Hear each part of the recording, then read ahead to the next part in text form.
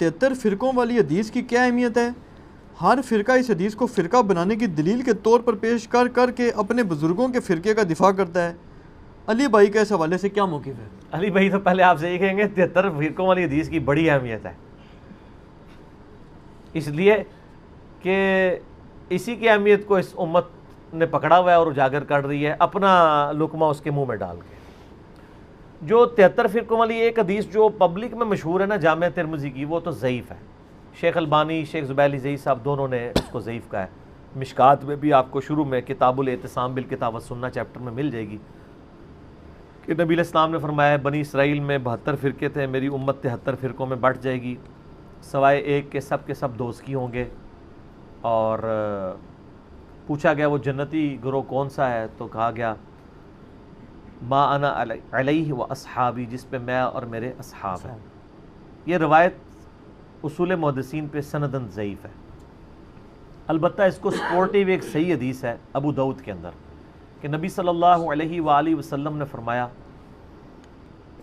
کہ میری امت کے 72 فرقے دوزخ میں جائیں گے اور صرف ایک جنت میں جائے گا، فرقہ نہیں گروہ، طائفہ منصورہ۔ اور نبی علیہ السلام فرمایا وہ ہے الجماع، یہ بھی ساتھ بتایا۔ آپ دیکھیں 73 فرقوں والی حدیث جو لوگ بیان کر رہے ہیں وہ ساتھ بتاتے نہیں ہیں کہ اس فرقے کا نام بھی آیا ہے، فرقہ نہیں کہنا چاہیے اس گروہ کا، الجماع۔ الجماع کس کا نام ہے؟ کسی کا بھی نہیں۔ بریلوی کے الجماع اپنے آپ کو کہتے ہیں، دیوبندی، اہل حدیث یا کوئی بھی نہیں کہتا۔ الجماع کا مطلب ہے امت کی مین سٹریم، اجماع امت جو موٹے موٹے عقیدوں کو لے کے چل رہی ہے۔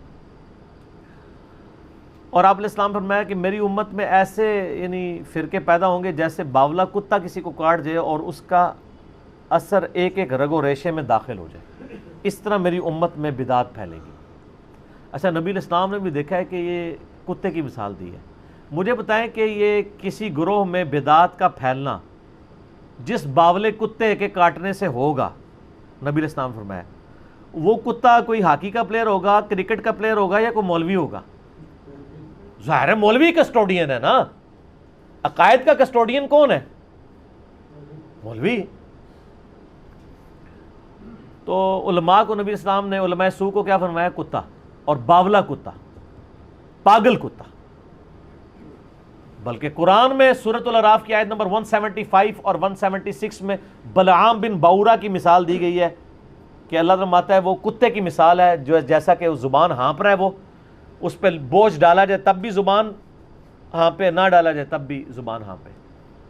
المستدرک الحاکم میں صحیح سند کے ساتھ حدیث ہے کہ یہ جو جس کی مثال دی گئی ہے قرآن میں، کہا گیا کہ وہ صاحب علم تھا اور بعد میں وہ پستی میں جا گرا، اس سے مراد یہودی عالم بلعام بن باورا ہے، عبداللہ ابن مسعود کہتے ہیں رضی اللہ تعالیٰ عنہ۔ قرآن میں بھی کتے کی مثال، حدیث میں بھی کتے کی مثال۔ اور اب آپ دیکھ لیں جب ہم کہتے ہیں کہ جی آپ علماء سو کو کتا کہا گیا تو وہ پھر ہم سے ناراض ہوتے ہیں۔ نبی علیہ السلام تو وَإِنَّكَ لَعَلَىٰ خُلُقٍ عَظِيمٍ ہے، ان سے اعلیٰ اخلاق کسی کا نہیں، پھر بھی آپ کہہ رہے ہیں کتے کی مثال ہے۔ تو وہ روایت ٹھیک ہے کہ 72 جہنم میں جائیں گے، ایک جنت میں، لیکن اس میں الفاظ نہیں 72 ہمیشہ کے لیے دوزخ میں جائیں گے، یعنی ان کا کام دوزکیوں والے ہیں۔ ورنہ نبی علیہ السلام یہ کلیئر کرتا ہے کہ 72 تو ہمیشہ کے لیے دوزخ میں ہے اور ایک ہمیشہ کے لیے جنت میں، یعنی اپنے اعمال کی وجہ سے ڈومیننٹ ان کا پورشن جہنم میں جائے گا۔ اس کو ایک سپورٹیو حدیث بخاری اور مسلم کی ہے کہ میری امت کا ایک گروہ قیامت تک حق پہ قائم رہے گا، کوئی نقصان پہنچانے والا ان کو نقصان نہیں پہنچا سکے گا حتیٰ کہ قیامت قائم ہو جائے گی۔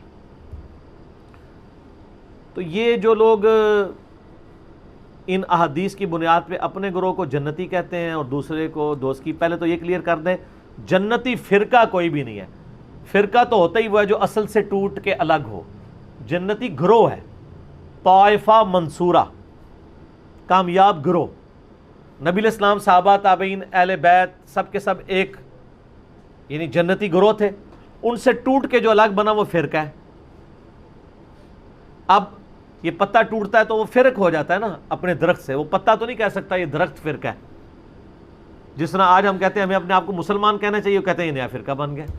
اور فرقہ تو وہ ہے جنہوں نے انڈیا کے شہروں کے نام کے اوپر اپنے آپ کو بانٹا ہوا ہے، بریلی اور دیوبندی، بریلوی دیوبندی دونوں یعنی انڈیا کے شہر ہیں، حالانکہ ہم ان کو پھر مسلمان سمجھتے ہیں، تمام اختلافات کے باوجود ان کی اصلاح کے لیے علمی طریقے سے ان پہ ان کی غلطی ہائی لائٹ کرتے ہیں۔ 73 فرقوں والی حدیث اس والا جو پورشن ابو داؤد کا ہے وہ بالکل ٹھیک ہے، اور اس کا فہم میں جو سمجھتا ہوں وہ میں آپ کو بعد میں بتاؤں گا. پہلے میں وہ وسوسہ اس میں کلیئر کر دوں کہ ہر گروہ یہ کہتے ہیں ہم جنتی دوسرے دوست کی، تو اس سے آپ کو یہ بات پتہ چل جانی چاہیے کہ اس کا سلوشن کسی کے پاس بھی نہیں ہے. کیونکہ بریلوی اگر اپنے آپ کو طائفہ منصورہ کہتے ہیں، باقی سب کو کہتے ہیں وہ دوست کی ہیں، تو پھر آپ خود سمجھ لیں.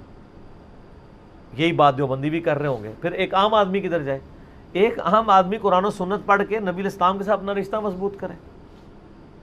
ہر گروہ سے، خواہ وہ کسی مکتب فکر سے تعلق رکھتا ہے، سنی ہو، شیعہ ہو، حنفی ہو، شافعی، مالکی، حنبلی، بریلوی، دیوبندی، اہل حدیث، اہل تشیع، اچھے لوگ جو موجود ہیں جنہوں نے اپنی اصلاح کر لی ہے اور امت کی مین سٹریم سے نہیں ہٹے، انشاءاللہ جنت میں جائیں گے. یہ امت کی مین سٹریم سے ہٹنے والے لوگ ہیں جیسے خوارج ہیں، پوری امت سے الگ ہو گئے.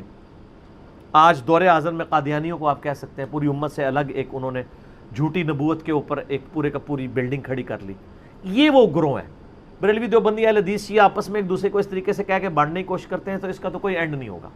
باقی یہ جو لوگ کہتے ہیں نا جی وہ فرقوں میں بٹنا ضروری ہے کیونکہ خالی مسلمان کہلانا کافی نہیں، نبی اسلام نے فرمایا تھا کہ فرقے ہوں گے. آپ نے یہ تو نہیں فرمایا تھا فرقے بنانا، آپ نے تو بلکہ ڈرایا ہے. یہ تو اسی طریقے سے ہے جیسے مسلم میں حدیث ہے، صحیح مسلم میں، کہ نبی علیہ السلام نے فرمایا قرب قیامت میں عورتیں ایسا لباس پہنیں گی گویا کہ ننگی نظر آ رہی ہوں گی، چست لباس ہوگا یا باریک. اس سے کوئی یہ رزلٹ نکالے گا کہ چونکہ اب قیامت آنے والی ہے لہٰذا ہم اپنی عورتوں کو ننگا لباس پہنائیں؟ یہ رزلٹ نکالنا چاہیے. تو فرقوں والی حدیث سے یہ رزلٹ کیوں نکال رہے ہیں کہ فرقے بنائیں؟ وہ تو کنڈیم کیا گیا. کنڈیم کیا ہے قرآن میں؟ وَاعْتَصِمُوا بِحَبْلِ اللَّهِ جَمِيعًا وَلَا تَفَرَّقُوا. اللہ کی رسی قرآن کو مضبوطی سے تھام لو، فرقوں میں مت بٹو. قرآن جب منع کر رہا ہے فرقے بنانے سے تو حدیث میں تو صرف خبر ہے، حکم نہیں ہے. حدیث تو بتا رہی کہ ایسا ہو جائے گا بچ جانا، جیسا کہ ایسا ہو جائے گا کہ عورتیں چست لباس پہنے گی تم بچ جانا. انہوں نے اسے حکم بنا لیا ہوا ہے. یعنی کامن سینس بھی نہیں. لیکن common sense is not so common. Common sense بھی کم لوگوں میں ہی ہوتا ہے نا، اتنا کامن بھی نہیں ہوتا. اور آپ دیکھیں فرقہ واریت کا عفریت اور جن اور بدعت اتنی خطرناک چیز ہے کہ یہ شوگر کوٹڈ کر کے ہر مسلمان نے جو ہے نا وہ استعمال کر لی ہوئی ہے. اور اس کے اوپر کبھی اس آیت پہ کسی نے نہیں عمل کرنا، وَاعْتَصِمُوا بِحَبْلِ اللَّهِ جَمِيعًا وَلَا تَفَرَّقُوا. اور اس سے سخت آیت جو اپنے منج پہ ہم نے لکھی ہوئی ہے، ان الذین فرقوا دینہم وکانوا شیعا لست منہم فی شیء. بے شک جنہوں نے دین میں فرقے بنا لیے اور اپنے آپ کو گروہوں میں بانٹ لیا، اے نبی آپ کا ان سے کوئی تعلق ہی نہیں ہے. انما امرہم الی اللہ، ان کا معاملہ اللہ کے سپرد ہے، اللہ ان کو بتا دے گا جو دنیا میں انہوں نے کرتوت کیے تھے. کتنی سخت آیت ہے، سورۃ الانعام آیت نمبر 159. اس پہ کسی نے عمل نہیں کرنا. آج تک آپ نے یہ تو سنا ہوگا جشن دیوبند کانفرنس سنی ہے نا، عظمت اہل حدیث کانفرنس، 100 سالہ جشن اعلی حضرت سنے. آج تک آپ نے کبھی سنی ہے مسلمان کانفرنس یا مسلم کانفرنس؟ نہیں، کوئی بھی کرنے کے لیے تیار نہیں ہے. ان چیزوں کو فخریہ کرتے ہیں. اور جو اللہ نے ہمارا نام رکھا تھا ہوا سماکم المسلمین من قبل وفی ھذا، اللہ نے تمہارا نام مسلم رکھا تھا اس قرآن سے پہلے، ابراہیم علیہ السلام نے رکھا، اللہ نے اس قرآن میں انڈورس کر دیا. آپ کسی کو جا کے نا میں مسلم ہوں ایسے دیکھنا شروع ہو جائے گا، میں کافر ہوں. آپ کسی بریلویوں کی مسجد میں جا کے نا میں بریلوی ہوں، کہیں ماشاءاللہ. آپ کہیں دیوبندی ہوں، تھوڑا سا منہ چڑھائے گا لیکن کہے گا ہاں دیوبندی بھی ایک فرقہ ہے، وہ فلاں جگہ ان کی مسجدیں ہیں. اہل حدیث بھی ایک فرقہ ہے، ٹھیک ہے آپ نے اگر اہل حدیث ہیں تو آپ اس مسجد میں چلے جائیں. لیکن اگر آپ جا کے کہہ دیں خدا نہ خواستہ کہ میں مسلم ہوں، مسلمان ہوں، تو اس کے چہرے کا رنگ فق ہو جائے گا، وہ سمجھے گا آپ نے اس کو گالی دے دی ہے. اس سے بڑی کیا لعنت پڑ سکتی تھی کہ مسلم نام سے آپ چڑھ جائیں، جو ہمارا فخر تھا. ما کان ابراہیم یہودی ولا نصرانیہ، ابراہیم نہ تو یہودی تھے نہ نصرانی تھے. ولکن کان حنیفا مسلما وما کان من المشرکین، بلکہ وہ تو حنیفہ تھے، سب سے ٹوٹ کے ایک اللہ کے ہو جانے والے. وہ مشرک نہیں تھے اور مسلم تھے، سر تسلیم خم کرنے والے. یہ آج ہمارے لیے مصیبت بن گئی ہے. ہم جب لوگوں کو بتاتے ہیں لوگ پریشان ہو جاتے ہیں، پھر ہم ان کو پھکی دیتے ہیں. صحیح مسلم میں ایک حدیث ہے کہ قرب قیامت میں جب دجال آئے گا نا تو الٹیمیٹلی یہودیوں کے خلاف جب مسلمان قتال کریں گے تو اللہ کے نبی علیہ السلام فرماتے ہیں اگر یہودی کسی پتھر کے پیچھے بھی چھپا ہوگا نا تو وہ پتھر بھی بول کے کہے گا ایھا المسلم، اے مسلم میرے پیچھے یہودی اسے قتل کر دے، سوائے ایک درخت کے غرقت جو یہودیوں کو پناہ دے گا، کیونکہ وہ یہودیوں کا درخت ہے جس کی کاشت انہوں نے بہت زیادہ کی ہوئی ہے. میرا یوٹیوب پہ غرقت کے اوپر ایک کلپ بھی ریکارڈڈ ہے. میں یہ کہتا ہوں کہ اگر آج کے بریلوی دیوبندی اہل حدیث شیعہ کو پتھر کے پیچھے سے یہ آواز آ جائے اے مسلم، تو ہو سکتا ہے یہ کہ پیچھے کوئی انجینئر صاحب کی ویڈیو چل پڑی ہے. انہوں نے تو مڑ کے بھی نہیں دیکھنا جب تک انہیں یہ نہ کہا جائے کہ اے بریلوی، اے دیوبندی، اے اہل حدیث. تو چڑھتے ہیں مسلم نام سے، آج اگر چڑھ رہے ہیں تو اسی وقت بھی چڑھیں گے. قرآن و سنت کی ٹرم تو مسلم اور مومن ہی ہے، باقی آپ کی بنائی ہوئی ہیں. اس لحاظ سے ویسے میں شیعہ کو ایج دوں گا. شیعہ اپنے ساتھیوں کے لیے مومنین کی ٹرم استعمال کرتے ہیں، سنی اپنے ساتھیوں کے لیے مسلمین کی ٹرم نہیں یوز کرتے ہیں. کہتے ہیں نا مومن، مومنین، وہ ٹرم قرآن سے لے رہے ہوتے ہیں. تو سر سنیوں، میں نہیں کہتا آپ اپنے آپ کو مومنین کہیں، ان سے فرق تو آپ نے کرنا ہے، وہ جبلت میں ہے، ان کی بھی اور ہماری بھی. ہماری سے مراد آپ لوگوں کی، میں تو دونوں سے باہر ہوں، مسلمان ہوں. وہ مومنین کہتے ہیں، آپ مسلمین کہہ لیا کریں، لیکن ٹرمز تو قرآن کی استعمال کریں، حدیث کی استعمال کریں. قرآن و سنت میں تو ٹرم یہی ہے. صحیح مسلم میں حدیث ہے کہ ہفتے میں ایک دن کا غسل کرنا ہر مسلم کے اوپر واجب ہے، جس میں اپنے جسم کا میل دور کرے.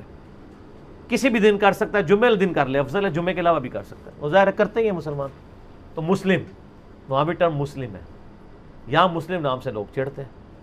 اچھا علی بھائی، آپ کی اس بات سے نا وہ مجھے ایک بات یاد آئی، اگر اجازت دیں جی، تاکہ یہ ایشو کور ہو جائے. آپ نے فقی کی ایشو بات تو کی، قیامت تک نہیں کور ہونا ہے جن کے نہیں یہ ہونے. اسپیسیفک یہ ایشو کور ہو جائے نا. ایک بہت بڑے وکیل اناف ہیں، وہ نام نہیں لینا، نہیں نام نہیں میں لیتا، میں بس وہ اسی وکیل سے اناف ہی کہا کہ آپ نے ان کا نام لے دیا، بڑے لیکن وکیل باقی اناف ہیں اور بہت بڑے. وہ وکیل اناف وہ ہیں جن کو میں نے G10 کی مسجد میں آج سے 7-8 سال پہلے سنا کہ جنت میں صرف دیوبندی جائیں گے، یہ الفاظ تھے. اچھا، وہ وکیل اناف جو ہیں انہوں نے آج کل ایک دورہ مسائل کرایا کچھ عرصہ پہلے، اس میں انہوں نے غالباً اسپیسیفکلی آپ کو فقی دی ہے. یہ مسلم والی جی بات میرا ہے. اس کے اوپر جواب آ چکا ہے. اچھا، جی جی جی، انہوں نے کہا جی کہ میں مسلم کیوں ہوا. جی ایک طرف وکیل اناف کی تصویر ہے، دوسری طرف مولانا طارق جمیل صاحب کی سینٹر میں میری، وہ کلپ ریکارڈ ہو نہیں، چکا وہ ہے. جو انہوں نے فقی دی اس کا بھی جواب دیا آپ نے. جی فقی کا انہوں بھی نے کہا جواب. جی میں اگر آپ سے یہ پوچھوں جی آپ ایشیا کے باشندے ہیں، کدھر کے ہیں؟ میں انہوں نے اتھے چھٹے ہیں نا کہ وہ یاد انہوں کرن نے گے. کہا اب یہ کیوں نہیں کہتے جی جی سارا جواب آ چکا ہے، وہ سوال آپ سے پہلے ہی آ چکا تھا. اچھا، یہ سوال اسی طرح پڑھا گیا ہے کہ آپ یہ کہیں گے فلاں جگہ فلاں جگہ فلاں جگہ. جی جی ٹھیک ہے نا. تو وہ اس کا جو میں نے جواب ان کو دیا نا، وہ آپ سنیں گے تو آپ جھوم اٹھیں گے اور جھوم کے ایک دفعہ کہیں گے کہ نہ میں وابی نہ میں بابی، میں ہوں مسلم علمی کتابی. وہ کچھ کیا ہے میں نے ان کے ساتھ اس بات کے اوپر، وہ آپ میرا کلپ دیکھ لیں. اچھا، یہ آپ کے یہ جو شعر ہے اس پہ بھی ایک پوسٹ مارٹم ایک علامہ صاحب نے کر دیا. وہ کہنے لگے جی یہ تو جناب جو ہے نا یہ بابی نہ کہا کرو، بابا ہی کہا کرو. کہ بابی تو وہ کہتے ہیں یہ ایران میں تھا کوئی غالباً گمراہ شخص تھا، محمد بن باب کے کیا. وہ نہیں، وہ سر وہ اللہ کے بندے، بات یہ ناموں سے کچھ نہیں ہوتا. عربی کا فتنہ اور پنجابی کا فتنہ اور الفاظ سے نہیں ہوتا. ٹھیک ہے، نہیں وہ کہتے ہیں بابا سے بابی نہیں بنتا نا. نہیں بنتا ہے. اردو میں کیا بنتا ہے؟ بابا ہی بنے گا. نہیں، بابوں کے ماننے والے کو کیا کہیں گے؟ پاکستان کے ماننے والے کو پاکستان کہیں گے یا پاکستانی کہیں گے؟ افغان صوبے سے تعلق رکھنے والے کو افغانی کہیں گے ان کے ملک سے، یا افغان کہیں گے؟ افغانی کہا جاتا ہے نا. تو یہ نی وہ ہے، نون یاز ہے، نی ان کو کہ اردو بھی تھوڑی سیکھ لیں. یہ بابی ہم عربی میں نہیں کہہ رہے، اردو میں کہہ رہے. اردو میں کیا، ٹھیک ہے. تو بابی بنے گا.